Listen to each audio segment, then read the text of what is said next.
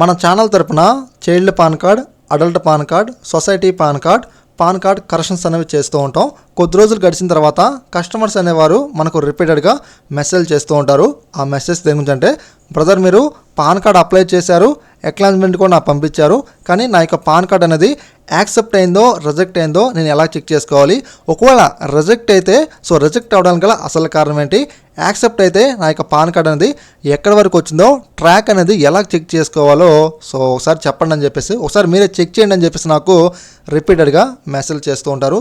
ఈరోజు వీడియో మనమైతే ఎన్ఎస్డిఏలో కావచ్చు, యూటీలో కావచ్చు, మనం పాన్ కార్డు కొత్తగా అప్లై చేసిన పాన్ కార్డులో కరెక్షన్ చేసినప్పటికీ కూడా మనకి పాన్ కార్డ్ ట్రాక్ అనేది మనం ఎలా చెక్ చేసుకోవాలో ఈ వీడియో నేను మీకైతే పోస్ట్తో కూర్చున్నట్టుగా చూపిస్తాను. ఎవరు కూడా వీడియో స్కిప్ చేయకండి, లాస్ట్ వీడియో చూడండి. అంతేకాదు మీలో ఎవరైనా ఫస్ట్ టైం కనుక మనకి యూట్యూబ్ ఛానల్కి వచ్చినట్లయితే మీరైతే కంపల్సరీగా మనకి యూట్యూబ్ ఛానల్ని సబ్స్క్రైబ్ డైలీ ఫాలో అవ్వండి. ఇక మనం డిలే చేయకుండా వీడియోలోకి వచ్చినట్లయితే మొబైల్లో కావచ్చు, కంప్యూటర్లో కావచ్చు, మొజిల్లా ఫైర్ ఫాక్స్ బ్రౌజర్లో కావచ్చు, గూగుల్ క్రోమ్లో కావచ్చు, మీరు సెర్చ్ బార్లోకి వచ్చేసి యూటీఐ పాన్ కార్డ్ ట్రాక్ అని చెప్పేసి మీరు టైప్ చేసి సెర్చ్ చేయండి. ఇక్కడ మన స్టార్టింగ్లోనే యూటీఐ పాన్ ట్రాక్ అని చెప్పేసి కనిపిస్తూ ఉంది. ఇక్కడ మీరు క్లిక్ చేయండి. ఒకవేళ మీకు కనుక ఇలా గూగుల్లోకి వెళ్ళి సెర్చింగ్ చేయడం ఇబ్బందిగా ఉన్నట్లయితే మన వీడియో కింద డిస్క్రిప్షన్లో ఇక్కడ ట్రాక్కి సంబంధించి అప్లికేషన్ లింక్ నేనైతే ఇస్తాను. మీరైతే ఆ లింక్ ద్వారా డైరెక్ట్గా మీరు ఈ యొక్క వెబ్సైట్లో మీరు రావచ్చు. ఇక్కడ మీరు గమనించవచ్చు, మీకు application number or coupon number అని చెప్పేసి మనకు చూపిస్తూ ఉంటుంది. మనం అప్లై చేసిన తర్వాత అది కొత్త పాన్ కార్డ్ కావచ్చు, కరెక్షన్ పాన్ కార్డ్ కావచ్చు, మీకు ఒక అప్లికేషన్ అనేది నేను సెండ్ చేస్తాను కదా, అది పీడిఎఫ్ కావచ్చు లేదా నార్మల్ ఫోటో తీసి అక్కడ ఒక నెంబర్ కనిపిస్తూ ఉంటుంది. స్టార్టింగ్లో మనకు అక్నాలెడ్జ్మెంట్ నెంబర్ అని చెప్పేసి లేదా అప్లికేషన్ నెంబర్ అని లేదా కూపన్ నెంబర్ అని ఆ యొక్క నెంబర్ మీరైతే ఇక్కడైతే ఎంటర్ చేయాలి. ఇక్కడ మనకు ఒకవేళ మీకు కనుక అప్లికేషన్ నెంబర్ లేకపోతే, అంటే కొత్తగా పాన్ కార్డ్ అప్లై చేసుకున్న వారికి కేవలం అప్లికేషన్ నెంబర్ మాత్రమే ఉంటుంది. మీరు ఏం చేయాలంటే ఇక్కడ అప్లికేషన్ నెంబర్ మీరు ఎంటర్ చేయాలి. ఇక్కడ మనకు లేదా పాన్ కార్డ్ నెంబర్ అని చెప్పి చూపిస్తుంది కదా ఇక్కడ మనకు. ఎవరైతే పాన్ కార్డులో కరెక్షన్ చేసుకున్నారో వాళ్ళు అప్లికేషన్ నెంబర్ ఎంటర్ చేయొచ్చు, లేకపోతే దాని బదులుగా పాన్ కార్డ్ నెంబర్ కూడా మనమైతే ఎంటర్ చేయొచ్చు అనమాట. కొత్త వాళ్ళు మాత్రం వాళ్ళకి పాన్ కార్డ్ నెంబర్ ఎప్పుడే రాదు కాబట్టి మీరు పాన్ కార్డ్ నెంబర్ మీరైతే ఎంటర్ చేసిన అవసరం లేదనమాట, ఎందుకంటే రాదు కాబట్టి. ఇక్కడ మనం కేవలం అప్లికేషన్ నెంబర్ ఎంటర్ చేస్తే చాలు. ఇక మనకు డేట్ ఆఫ్ బర్త్ చూపిస్తారు, డేట్ ఆఫ్ బర్త్ మీరు ఎంటర్ చేయండి. ఇక్కడ మనకు క్యాప్చా అడుగుతారు. క్యాపిటల్ లెటర్స్ ఉంటాయి, తర్వాత స్పెషల్ క్యారెక్టర్స్ ఉంటాయి, తర్వాత లెటర్స్ ఉంటాయి, తర్వాత మనకు స్మాల్ లెటర్స్ కూడా ఉంటాయి అనమాట. ఇక్కడ మనం ఏం చేయాలంటే అన్ని ఫిల్ చేసిన తర్వాత సెర్చ్ మీద ట్యాప్ చేయాలి. మనం సెర్చ్ మీద ట్యాప్ చేసిన తర్వాత మనకి అప్లికేషన్ నెంబర్ చూపిస్తుంది, అప్లికేషన్ టైప్ చూపిస్తుంది, అంటే for change or correction in PAN card details అని చెప్పేసి, అంటే ఇది మన కస్టమర్దే. అతను నేను ఏం చేశానంటే తన యొక్క పాన్ కార్డ్లో నేమ్ అనేది కరెక్షన్ చేయడం జరిగింది అనమాట. అందుకని చెప్పేసి చేంజ్ ఆర్ కరెక్షన్ అని చెప్పేసి రావడం జరిగింది. తర్వాత ఇక్కడ మనకు your application is process successfully, PAN card dispatched through register post vide concernment number అని చెప్పేసి ఒక నెంబర్ ఇచ్చారు. On 13/8/2024 your e PAN card has been send successful to your register email ID అని చెప్పేసి మనకు ఇవ్వడం జరిగింది. 10వ తారీఖు అని చెప్పేసి. ఫ్రెండ్స్, ఇక్కడ మనకి ఏం చెప్తున్నారంటే మీకు అప్లికేషన్ అనేది సక్సెస్ఫుల్గా ప్రాసెసింగ్ అయితే కంప్లీట్ అయితే అయిపోయింది.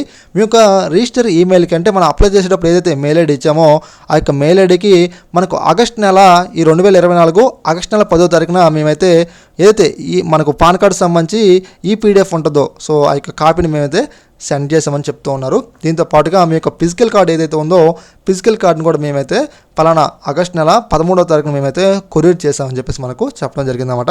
ఫ్రెండ్స్, ఇక్కడ మీరు గమనించవచ్చు, ఇక్కడ కన్సర్న్మెంట్ నెంబర్ అని చెప్పేసి మనకు ఒక నెంబర్ అయితే చూపిస్తూ ఉంటుంది. ఈ నెంబర్ మీరైతే కాపీ చేసుకోండి. ఇప్పుడు మనం ఏంటంటే మన పాన్ కార్డు వాళ్ళు డిస్పాచ్ చేశారు కదా, మరి ఆ పాన్ కార్డు అనేది ఇంకా మన ఇంటికి రాలేదు, అసలు ఎక్కడ దాకా వచ్చిందో కూడా తెలియదు. దీన్ని మనం ఎలా ట్రాక్ చేయాలో చెప్తాను. మీరేం చేస్తారంటే హోమ్ పేజ్లోకి వచ్చేయండి, కంప్యూటర్లో కాదు మొబైల్లో కావచ్చు. ఇక్కడ మీరు ఏం చేస్తారంటే ఇండియన్ పోస్ట్ ట్రాక్ అని చెప్పేసి మీరు టైప్ చేసి చేయండి. ఇక్కడ మన స్టార్టింగ్లోనే ట్రాక్ కన్సర్న్మెంట్ ఇండియన్ పోస్ట్ అని చెప్పేసి ఒక ఆప్షన్ కనిపిస్తూ ఉంటుంది. దీనికి సంబంధించి లింక్ కూడా అయితే మన వీడియో కింద డిస్క్రిప్షన్లో ఇస్తాను. మీరైతే ఆ లింక్ ద్వారా డైరెక్ట్గా మీరైతే వెబ్సైట్లోకి రావచ్చు. ఇక్కడ మనకు రిఫరెన్స్ నెంబరు, కన్సర్న్మెంట్ నెంబర్ అని చెప్పేసి 2 ఆప్షన్లు చూపిస్తూ ఉంటాయి. మీరేంటంటే కన్సర్న్మెంట్ నెంబర్ మీద క్లిక్ చేయండి. ఇక్కడ మీ యొక్క కన్సర్న్మెంట్ నెంబర్ ఏదైతే ఉందో ఆ యొక్క నెంబర్ మీరైతే ఇక్కడైతే పేస్ట్ అయితే చేయండి. పేస్ట్ చేసిన తర్వాత ఇక్కడ మనకు 3+0 అంటారు. ఈక్వల్ ఇచ్చేసుకుంటే ఇక్కడ సెర్చ్ మీద ట్యాప్ చేయండి. ఇండియన్ పోస్టల్ సంబంధించి ట్రాక్ మనకైతే ఓపెన్ అయింది. మీరు ఇక్కడ స్టార్టింగ్లో చెక్ చేయకండి, మీరు డౌన్ నుంచి చెక్ చేసుకోండి, మీకు మొత్తం కూడా అర్థమవుతుంది. ఇక్కడ మనకు 16వ తారీఖున మనకు ముంబై నుంచి మనకి ఐటెం అయితే బుక్ అయింది. తర్వాత మనకు 16వ తారీఖున 1:37 మన యొక్క పాన్ కార్డును వాళ్ళైతే డిస్పాచ్ చేశారు. మనకు ముంబై నుంచి. తర్వాత 18వ తారీఖున 8:44 సో మనకు విజయవాడకి అయితే మనకి పాన్ కార్డ్ అయితే వాళ్ళు రిసీవ్ అయితే చేసుకోవడం జరిగింది.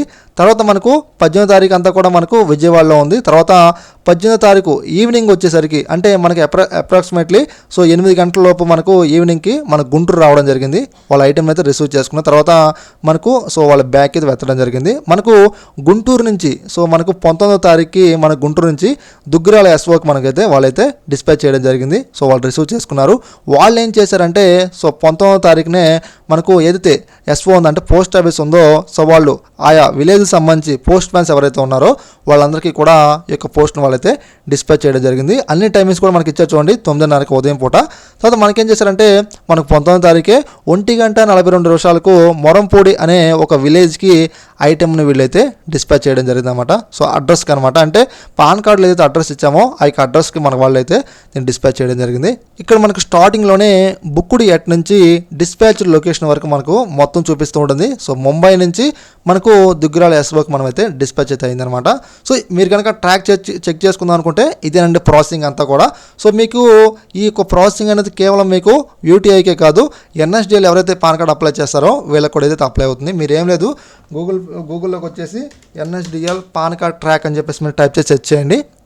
ఇక మన స్టార్టింగ్లోనే status track search for pan and tan అని చెప్పేసి కనిపిస్తూ ఉంది. ఇక్కడ మీరు క్లిక్ చేయండి. మనం క్లిక్ చేసిన తర్వాత ఇక్కడ అప్లికేషన్ టైప్ అడుగుతారు పాన్ కార్డు అని చెప్పేసి, ఇక్కడ PAN new or change request అని చెప్పేసి ఇక్కడ మీరు క్లిక్ చేయండి. ఇక్కడ మీకు అక్నాలజ్మెంట్ నెంబర్ ఉంటుంది, 15 అంకెల అక్నాలజ్మెంట్ నెంబరు.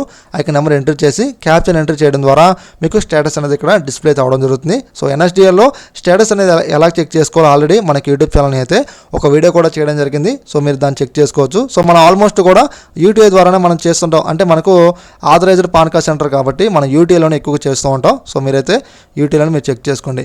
ఓకే ఫ్రెండ్స్, ఈ వీడియో మీకు నచ్చింది అనుకుంటున్నాను. మీకు పాన్ కార్డులో సో నేమ్ కావచ్చు, డేట్ ఆఫ్ బర్త్ కావచ్చు, జెండర్ కావచ్చు, పాన్ కార్డు పోవడం కావచ్చు, లేకపోతే అసలు పాన్ కార్డ్ నెంబరే తెలియకపోవడం కావచ్చు, అలాగే మీకు కొత్త పాన్ కార్డ్ అప్లై చేయడం కావచ్చు, వీటికి సంబంధించి అంటే పాన్ కార్డు సంబంధించి A to Z సర్వీసులు కూడా మేమే చేయడం జరుగుతుంది. అంతేకాదు మీకు కనుక పాన్ ఆధార్ లింక్ అవ్వకపోతే మేమే కరెక్షన్స్ చేసి మీకు పాన్ ఆధార్ లింక్ అయ్యే విధంగా మేమైతే చేయడం జరుగుతుంది. అంతేకాదు మీరు కనుక ఎంప్లాయ్ అయినట్లయితే సో మీకు కనుక ప్రతి నెల కూడా పాన్ ఆధార్ లింక్ పెనాల్టీ ఏదైతే 20% ఉందో అది కనుక మీకు కట్ అవుతూ ఉన్నట్లయితే దాన్ని మేము రిఫండ్ కూడా మేమైతే తీసుకురావడం జరుగుతుంది అన్నమాట. అంతేకాని ITR ఫైలింగ్ కూడా చేయడం జరుగుతుంది. ఓకే ఫ్రెండ్స్, ఈ వీడియో మీకు నచ్చింది అనుకుంటున్నాను. ఇక్కడ మీకు డిస్ప్లే మీద కనిపిస్తున్న నెంబర్కి మీరైతే వాట్సాప్ చేయండి.